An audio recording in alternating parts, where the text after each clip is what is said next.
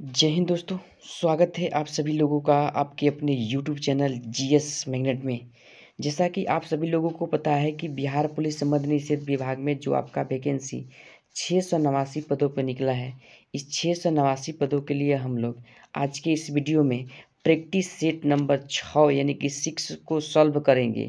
इसके पहले हम लोग जीके, जीएस, हिंदी और इंग्लिश का यानी कि 5 प्रैक्टिस सेट को सॉल्व किया है और इसके अलावा हम लोग स्पेशल साइंस के 4 यानी कि 4 टेस्ट पेपर को सॉल्व किया है।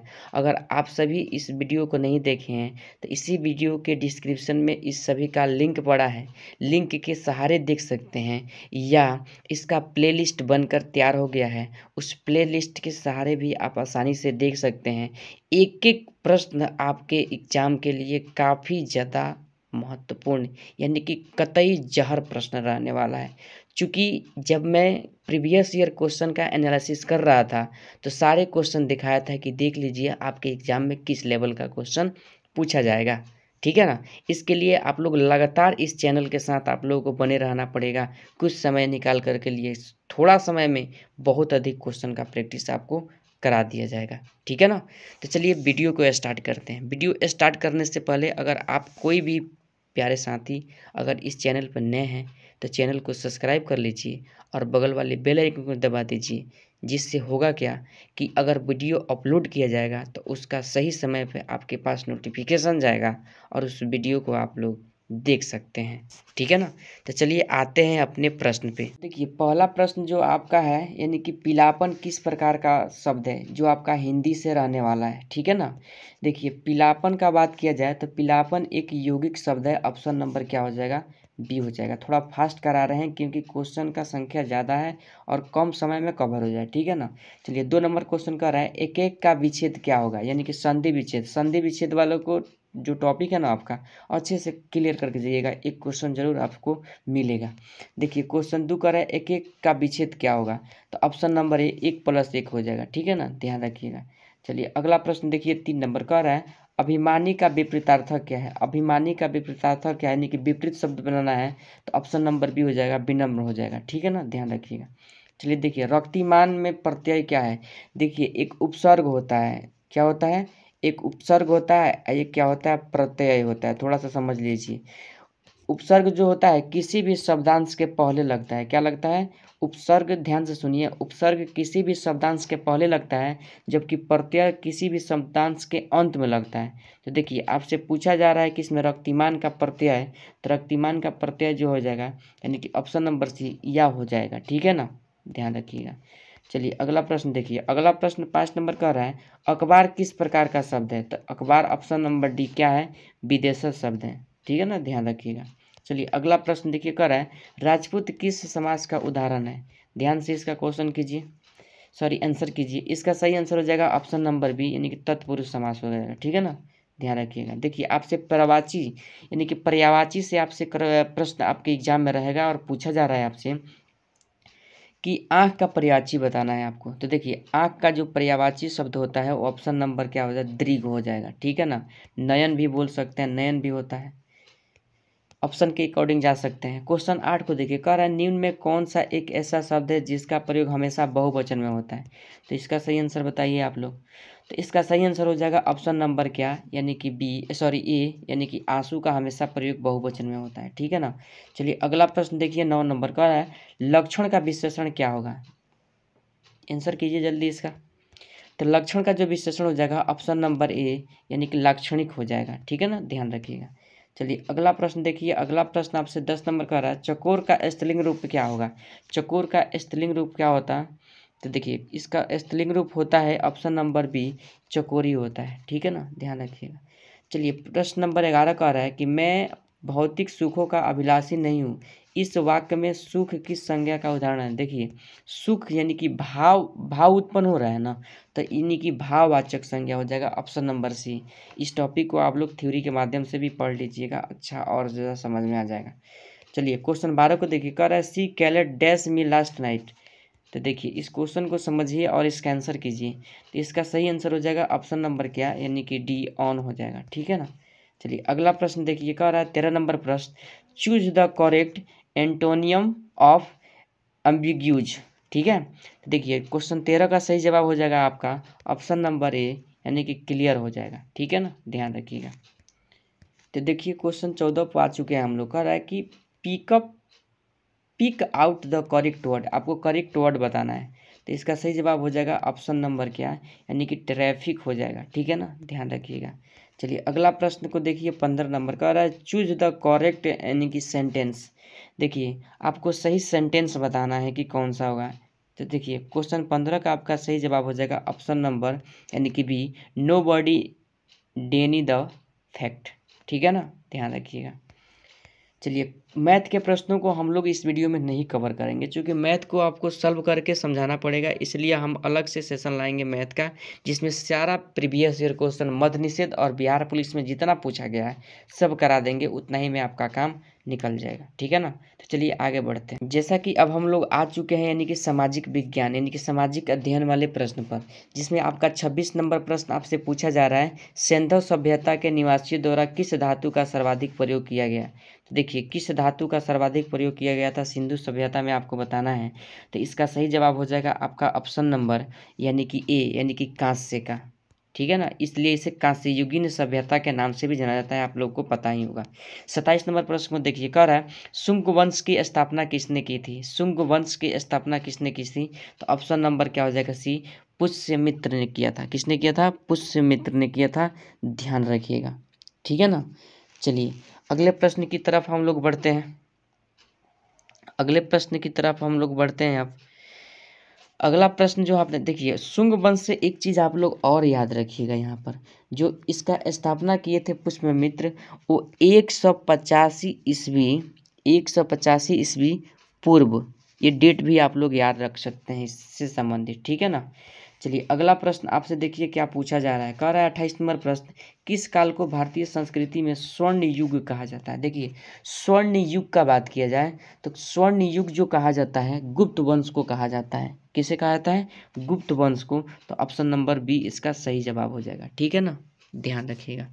चलिए अगले प्रश्न की तरफ बढ़ते हैं। अगला प्रश्न आपसे 29 नंबर का आ रहा है, भक्ति को दार्शनिक आधार प्रदान करने वाले प्रथम आचार्य कौन थे, या आचार्य का नाम बताना है आपको। तो क्वेश्चन 29 का सही जवाब आपका हो जाएगा आपका ऑप्शन नंबर यानी कि बी, यानी कि शंकराचार्य हो जाएंगे। ठीक है ना, ध्यान रखिएगा इस प्रश्न को। चलिए अगला प्रश्न आपसे देखिए क्या पूछा जा रहा है। अगला प्रश्न आपसे 30 नंबर पूछ रहा है, खगोल शास्त्र में गुप्त काल का सबसे प्रसिद्ध नाम है, आपको नाम बताना है प्रसिद्ध। तो देखिए खगोल शास्त्र में जो मतलब गुप्त वंश का यानी कि गुप्त काल का सबसे प्रसिद्ध नाम है वह क्या है, यानी कि आर्यभट्ट ने ग्रहों को विषय में महत्वपूर्ण जानकारियाँ दी, यानी कि ऑप्शन नंबर क्या हो जाएगा, सी हो जाएगा। ठीक है ना, चलिए अगला प्रश्न को देखिए। कह रहा है 31 नंबर प्रश्न, कौन भारतीय जागृति का जनक कहलाता है। इसका ऑप्शन कट गया है, मैं दिखा देता हूँ इसका ऑप्शन। क्वेश्चन को आप लोग पहले पढ़ लीजिए कि इसके ऑप्शन पर हम लोग आ चुके हैं। तो अगर 31 नंबर क्वेश्चन का सही आंसर का बात किया जाएगा तो ऑप्शन नंबर क्या हो जाएगा, यानी कि बी, राजा राम मोहन राय हो जाएगा। ठीक है, ध्यान रखिएगा। चलिए अगले प्रश्न की तरफ अब हम लोग बढ़ते हैं। 32 नंबर कह रहा है, पंजाब में अमृतसर नगर को स्थापित किया गया था, किसके द्वारा किया गया था, आप सभी लोगों को बताना है। तो देखिए पंजाब में जो अमृतसर की स्थापना किए थे वो गुरु रामदास किए थे। कौन थे किए थे, गुरु रामदास, यानी कि ऑप्शन नंबर डी हो जाएगा। ठीक है ना, ध्यान रखिएगा। चलिए 33 नंबर प्रश्न को देखिए। कह रहा है किस शासक के समय तंबाकू की खेती शुरू हुई। तंबाकू की खेती किस शासक के समय शुरू हुई, आपको बताना है। तो देखिए इसका सही जवाब हो जाएगा आपका ऑप्शन नंबर यानी कि सी, जहांगीर के समय। ठीक है ना, चलिए अगला प्रश्न को देखिए। अगला प्रश्न आपसे पूछा जा रहा है 34 नंबर, अकबर के विरुद्ध युद्ध करने वाली प्रसिद्ध रानी चांद बीबी का संबंध किससे था।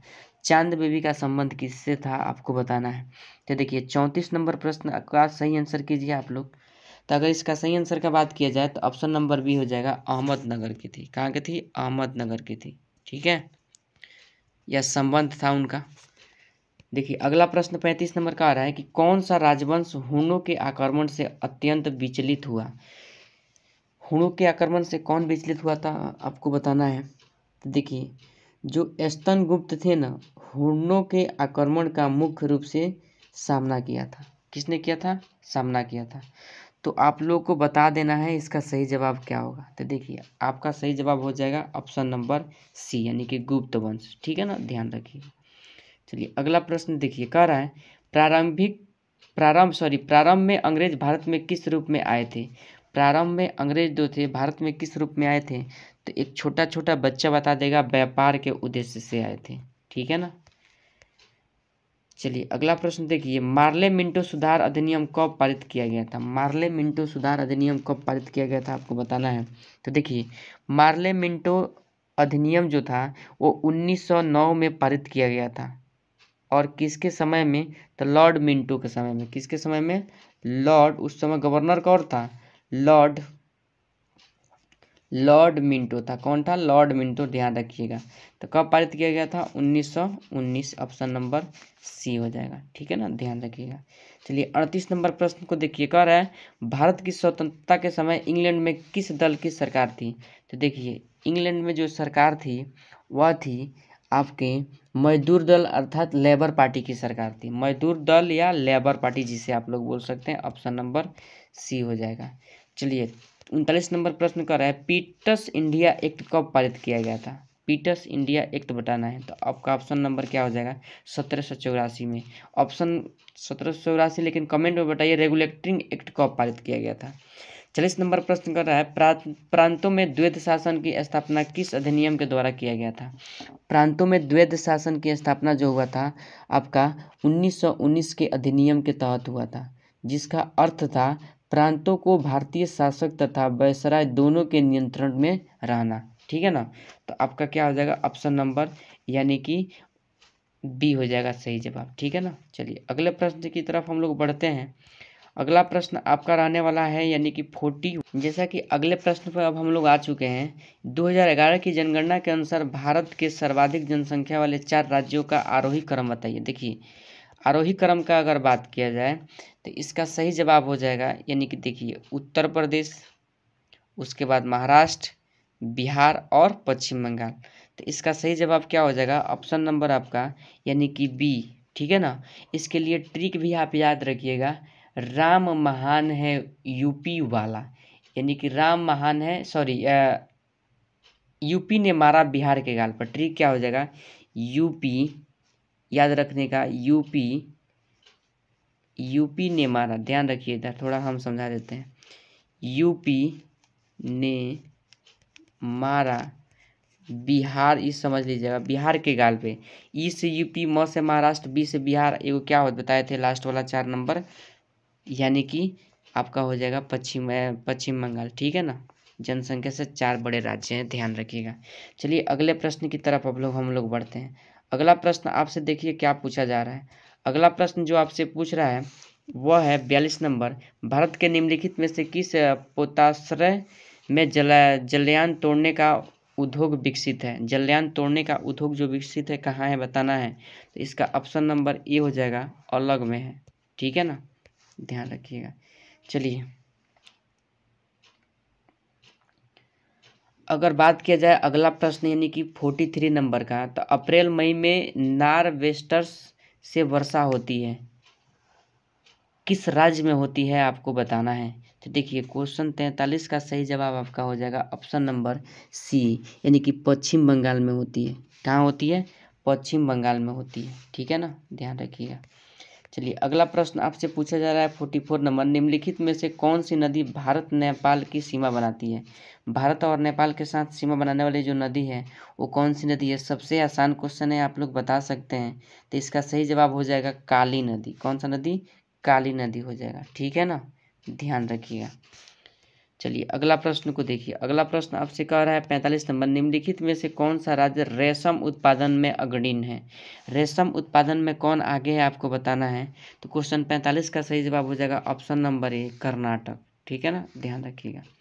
चलिए अगला प्रश्न को देखिए 46 नंबर प्रश्न आपसे कह रहा है, निम्नलिखित में से कौन सी गैस ओजोन परत क्षरण के लिए यानी कि प्रमुखतया जिम्मेदार है? प्रमुखता जिम्मेदार आपको बताना है। तो इसका सही जवाब हो जाएगा आपका ऑप्शन नंबर यानी कि बी, क्लोरोफ्लोरोकार्बन, जिसे हम CFC बोलते हैं। और ओजोन दिवस कब मनाया जाता है? बार बार एग्जाम में पूछे जाने वाले क्वेश्चन, यानी कि 14 सितंबर। देखिए आप लोग दिवस को कम से कम अच्छे से पढ़ लीजिएगा, एक क्वेश्चन से 2 क्वेश्चन आपको एग्जाम में देखने को मिलेगा, ठीक है ना। चलिए अगला प्रश्न को देखिए, 47 नंबर का रहा है, निम्नलिखित में से किस भौमिकीय क्रम का निर्माण प्राचीनतम अवसादी सेलों से हुआ है? देखिए प्राचीनतम क्रम के जो चट्टान बोला जाता है वह धारवाड़ या कुडप्पा या गुड़वना या विंध्य क्रम के चट्टान। आपको चारों ऑप्शन में से बताना है कौन सा सही जवाब हो जाएगा। देखिए धारवाड़ क्रम के चट्टान को क्या कहता है, यानी कि प्राचीनतम चट्टान कहा जाता है। इसमें जीवाश्म नहीं पाए जाते हैं, ठीक है ना, ध्यान रखिएगा। चलिए अगला प्रश्न को देखिए, अगला प्रश्न आपसे 48 नंबर का आ रहा है, भारत में पेट्रोलियम पाए जाने की न्यूनतम संभावना है, किस क्षेत्र में आप है बताना है आपको। तो देखिए पेट्रोलियम पाए जाने की संभावना जो है ऑप्शन नंबर ए यानी कि छत्तीसगढ़ हो जाएगा, ठीक है ना, ध्यान रखिएगा। चलिए अगला प्रश्न को देखिए, अगला प्रश्न आपसे 49 नंबर पूछ रहा है, निम्नलिखित में से कौन सुमेलित नहीं है। देखिए नहीं पूछा गया है। देखिए आपका इसका सही जवाब हो जाएगा, जानते हैं, ऑप्शन नंबर यानी कि बी, ठीक है ना, ऑप्शन नंबर बी यानी कि कन्याकुमारी तमिलनाडु, ठीक है, काजीरंगा असम, सिमनीपाल उड़ीसा। लेकिन ऊटी कहाँ है आप लोग बताइए तो, थोड़ा सा जल्दी से कमेंट करके जल्दी से बताइए।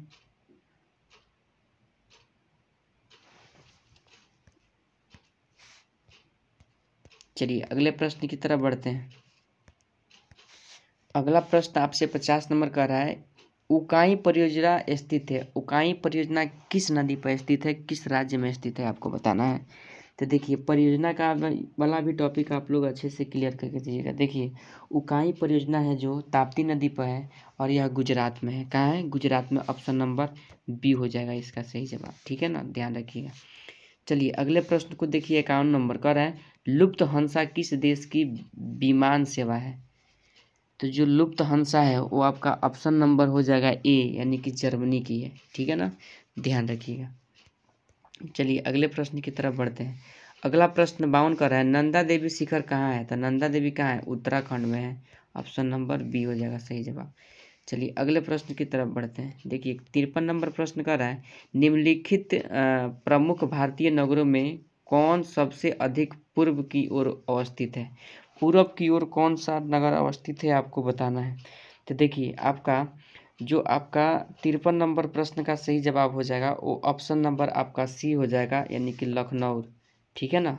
लखनऊ को ही नवाबों का शहर कहा जाता है, ध्यान रखिएगा। चलिए 54 नंबर प्रश्न को देखिए, लुधियाना किस नदी के किनारे पर स्थित है। लुधियाना किस नदी के किनारे पर स्थित है आपको बताना है। देखिए लुधियाना जो है ऑप्शन नंबर बी यानी कि सतलज नदी के किनारे स्थित है, ध्यान रखिएगा। देखिए काजीरंगा राष्ट्रीय पार्क किस राज्य में है। काजीरंगा कहाँ है आपको लोगों को बताना है। तो काजीरंगा कहाँ है? असम में है, मध्य प्रदेश में है, गुजरात में है या हरियाणा में है, आपको बताना है। देखिए असम में क्या है आपका काजीरंगा है। क्या है? काजीरंगा है, ध्यान रखिएगा। चलिए अगला प्रश्न को देखिए, 56 नंबर का रहा है, जम्मू कश्मीर के राज्यपाल कौन है। देखिए जम्मू कश्मीर का राज्यपाल आपसे पूछा जा रहा है, ठीक है ना। तो इस प्रश्न को आप लोग कमेंट में बताइएगा, बहुत इजी प्रश्न है, कमेंट में बताइएगा, ठीक है ना, करेंट का क्वेश्चन है। चलिए अगला प्रश्न आप देख देखिए क्या है। अगला प्रश्न यानी कि 57 नंबर का आ रहा है, भारत में दलीय व्यवस्था किस प्रकार की है।